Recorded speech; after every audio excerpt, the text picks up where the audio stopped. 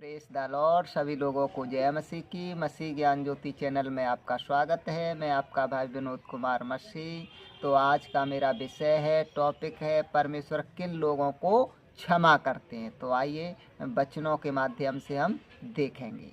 तो इसमें हम निकालेंगे इसाया 55 का 7। इस वचन में लिखा है, दुष्ट अपनी चाल चलन और अनर्थकारी अपने सोच विचार छोड़कर यहोवा परमेश्वर की ओर फिरे, जब वह उस पर दया करेगा। वह परमेश्वर की ओर फिरे और वह पूरी रीति से उसको क्षमा करेगा।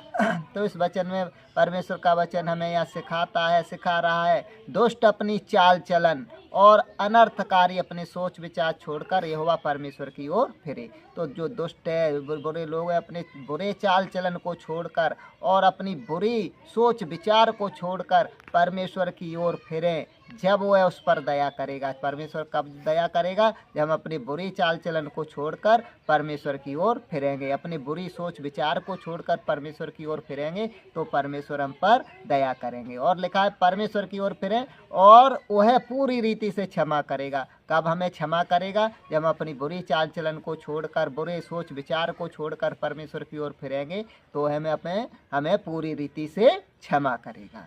आइए हम एक और वचन से देखते हैं, दूसरा इतिहास 7 का 14। इस वचन में लिखा है, यदि मेरी प्रजा के लोग जो मेरे कहलाते हैं दीन होकर प्रार्थना करें और मेरे दर्शन के खोजी होकर अपनी बुरी चाल से फिरें, तो मैं स्वर्ग से सुनकर उनका पाप क्षमा करूंगा। इसमें भी सेम लगभग प्रभु परमेश्वर का वचन वही बात कह रहा है जो ऊपर वाले वचन में बताई। यदि मेरी प्रजा के लोग जो मेरे कहलाते हैं दीन होकर प्रार्थना करें, यानी कि परमेश्वर कह रहे हैं जो मेरे लोग हैं, मेरे लोग कहलाते हैं, मेरे प्रजा के लोग हैं, मेरे कहलाते हैं, दीन होकर प्रार्थना करें, बड़ी नम्रता के साथ प्रार्थना करें, रोकर गिड़गिड़ा कर प्रार्थना करें और मेरे दर्शन के खोजी होकर अपनी बुरी चाल से फिरें, यानी कि मेरे दर्शन के खोजी होकर मुझे ढूंढते हुए अपनी बुरी चाल से फिरें, बुरे मार्गों से फिरें, बुरे चाल चलन से फिरें, तो मैं स्वर्ग से सुनकर उनका पाप क्षमा करूंगा। तो इसमें भी सेम वही बात है कि जब हम अपने बुरे चाल चलन छोड़कर परमेश्वर की ओर फिरेंगे, तब वह हमारा पाप क्षमा कर देंगे। तो हमें ऐसा ही करना चाहिए। हमें अपने सारे जो भी हमारे अंदर कमियां हैं, बुराइयां, उन सबको दूर कर बुरे चाल चलन को छोड़कर, बुरी सोच विचार को छोड़कर परमेश्वर की ओर हमें फिरना चाहिए, परमेश्वर की ओर हमें आना चाहिए, ताकि परमेश्वर हमें क्षमा करें। हालेलुया। और एक वचन देखेंगे हम, पहला यूहन्ना 1 का 9।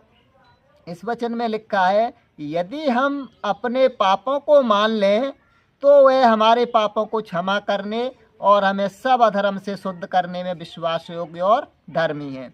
इसमें अभी वचन ये कह रहा है, यदि हम अपने पापों को मान लें, यदि यह कहने का मतलब हम अपने पापों को मान लेते हैं तो वह हमारे पापों को क्षमा करने और हमें सब अधर्म से शुद्ध करने में विश्वास योग्य और धर्मी है। तो हमें क्या करना है? जो हमने पाप किए हैं, जो हम बुराई पाप में अपना जीवन व्यतीत करते, तो हमें परमेश्वर के सामने उनको मान लेना है कि हाँ, हमने ये पाप किया है, हमारे अंदर ये बुराइयां थीं, हमें अपने पापों को मान लेना है। और जब हम परमेश्वर के सामने अपने पापों को मान लेते हैं कि प्रभु हमसे ये गलती हुई, हमसे ये भूल हुई, हमसे ये पाप हुआ, हमें क्षमा कर, तो परमेश्वर हमें क्षमा कर देते हैं। क्योंकि वचन कह रहा है, यदि हम अपने पापों को मान लें तो वह हमारे पापों को क्षमा करने और हमें सब अधर्म से शुद्ध करने में विश्वास योग्य और धर्मी है। तो परमेश्वर के सामने हम अपने पापों को मान लें ताकि परमेश्वर हमें क्षमा कर सकें। परमेश्वर बड़े क्षमा करने वाले परमेश्वर हैं। बशर्त वही है कि हम अपने बुरे चाल चलन छोड़ कर आएँ और बुरी सोच विचार छोड़कर परमेश्वर के पास आएँ, तो हमें क्षमा करता है। आइए और एक वचन देखते हैं, लूका 6:37 में वचन कहता है, क्षमा करो तो तुम्हें भी क्षमा किया जाएगा। तो कहने का मतलब परमेश्वर चाहते हैं कि तुम में भी क्षमा का गुण हो। जब कहने का मतलब जब हम एक दूसरे को क्षमा करेंगे, किसी ने कोई गलती कर दी और वो हमसे कह रहा क्षमा करो, तो हमें भी क्षमा कर देना चाहिए। यदि हम किसी दूसरों को क्षमा करेंगे तो परमेश्वर हमें भी क्षमा कर देंगे। यदि हम दूसरों को क्षमा नहीं करेंगे तो परमेश्वर हमें भी क्षमा नहीं करेंगे।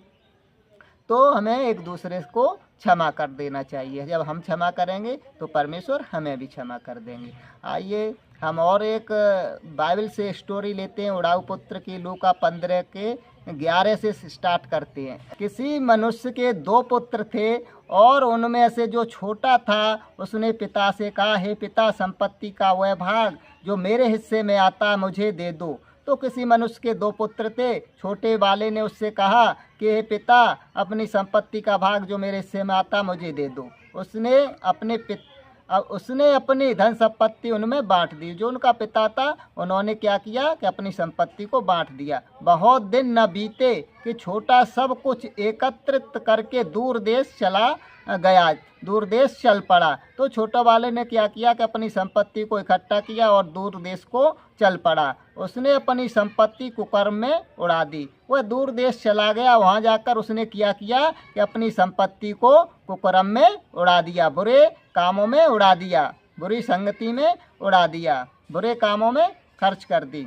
जब वह सब कुछ उड़ा चुका तो उस देश में भयंकर अकाल पड़ा और वह दरिद्र हो गया। अब उसमें क्या पड़ा? अकाल पड़ा और वह गरीब हो गया और वह जाकर उस देश के एक नागरिक के यहाँ काम करने में लग गया। अब क्या हुआ? अकाल पड़ा तो वहाँ एक नागरिक के यहाँ जाकर काम पर लग गया। उसने उसे खेत में सुअर चराने भेजा। वह काम लगा तो क्या काम मिला कि सुअर चराने का काम मिला। तो उसे बड़ी उत्कंठा हुई कि अपने फलियों से जो सुअर खा रहे थे अपना पेट भरे और उसे कोई कुछ नहीं देता था। तो उसे केवल जो सुअर चराने का काम मिला था, जो सुअर फलियां खाते थे उसी से पेट भर सकता था, उसे वो और कुछ मजदूरी नहीं मिलती थी। तो कहने का मतलब जो सुअर खाते थे उन्हीं फलियों को खाकर उसको पेट भरना पड़ा। परंतु जब वह होश में आया तो उसने कहा, मेरे पिता के कितने ही मजदूरों को पेट भर भोजन मिलता है। अब क्या उसको होश में आ गया, होश आवास में आ गया। अब उसको सोच रहा है कि मेरे पिता के कितने ही मजदूरों को पेट भर भोजन मिलता है पर मैं यहाँ भूखा मर रहा हूँ। अब उसको अपने पिता के घर की याद आ रही है। अब वो सोच रहा है, मैं उठकर अपने पिता के पास जाऊँगा और उससे कहूँगा, हे पिता, मैंने स्वर्ग के विरोध में और तेरी दृष्टि में पाप किया है। मैं अब तेरा पुत्र कहलाने के योग्य न रहा, मुझे अपना एक मजदूर समझकर रख ले। अब वो कह रहा कि मैं पिता के पास जाऊंगा और पिता से कहूंगा, मैंने तेरी दृष्टि में पाप किया है, अब मैं तेरा पुत्र कहलाने के योग्य नहीं रहा, अब तू मुझे अपना एक मजदूर समझकर, दास समझकर ही रख ले। वह उठकर अपने पिता के पास चला आया, परंतु जब वह अभी दूर ही था उसके पिता ने उसे देखा और उस पर तरस खाया। जब वह सोच रहा था फिर क्या किया उसने कि वह उठकर चल दिया अपने पिता के पास। तो वह उठकर अपने पिता के पास चला आ रहा था तो कुछ दूरी पर वो आने वाला था घर। उसके पिता को भी मालूम पड़ा कि मेरा जो बेटा था वो आ रहा है, यानी कि जो खो गया था, जो दूर चला गया था, वो मेरे पास लौट कर आ रहा है। तो उसने पिता ने क्या किया कि उसको मालूम पड़ा कि वो आ रहा है, परंतु जब वह अभी दूर ही था, उसका बेटा कुछ दूर ही था, उसके पिता ने उसे देखा और उस पर तरस खाया, यानी कुछ दया आई। अतः उसने दौड़कर उसे गले लगाया और चूमा। तो उसने क्या किया, अपने बेटे पर तरस खाया और दौड़कर उसे चूमा। परंतु पुत्र ने उससे कहा, अब पुत्र अपने पिता से कह रहा है, पुत्र ने उससे कहा, हे पिता, मैंने स्वर्ग के विरोध में और तेरी दृष्टि में पाप किया है, मैं अब तेरा पुत्र कहलाने के योग्य न रहा। तो यहाँ पर क्या है, एक पुत्र ने अपने पिता के सामने अपने पाप को माना है, अंगीकार किया है कि हे पिता, मैंने स्वर्ग के विरोध में और तेरी दृष्टि में पाप किया है, परंतु मैं अब तेरा पुत्र कहलाने के योग्य न रहा। परंतु पिता ने अपने दासों से कहा, अच्छे से अच्छा वस्त्र शीघ्र निकाल लाओ और उसे पहनाओ और उसके हाथ में अंगूठी, पाँव में जूतियाँ पहनाओ और एक मोटा बछड़ा लाकर काटो कि हम खाएं, आनंद मनाएं, क्योंकि यह मेरा पुत्र मर गया था अब जीवित हो गया है, वह खो गया था अब मिल गया है। कहने का मतलब है कि जब हम वो पिता के पास एक मन फिरा कर आया और पिता से माफ़ी मांगी कि मैं तेरा पुत्र कहलाने के योग्य नहीं रहा, तो पिता ने क्या किया, उस बेटे को क्षमा किया। तो यही है कि जब हम अपने पापों को मान लेते हैं और उन्हें बुराई पापों को करना छोड़ देते हैं तो परमेश्वर हमें भी क्षमा कर देते हैं। हमारा भी कोई पुत्र हो, बेटा हो, जब वो किसी गलत संगति में पड़ जाए, दूर चला जाए और फिर वापस आए कि हमने गलत किया है, अब हमें क्षमा करो, ऐसा नहीं करेंगे तो हम भी क्षमा कर देंगे। तो मेरा बहनों भाइयों, मेरा आज का यही संदेश था। मैं आज का संदेश यहीं समाप्त करता हूँ। वीडियो अच्छी लगे तो लाइक करना, चैनल को सब्सक्राइब करना, बेल आइकन दबाना ना भूलें, जिससे कि अगली वीडियो की नोटिफिकेशन आपके पास पहुंचती रहे। आप सभी बहन भाई लोगों को जय मसीह की।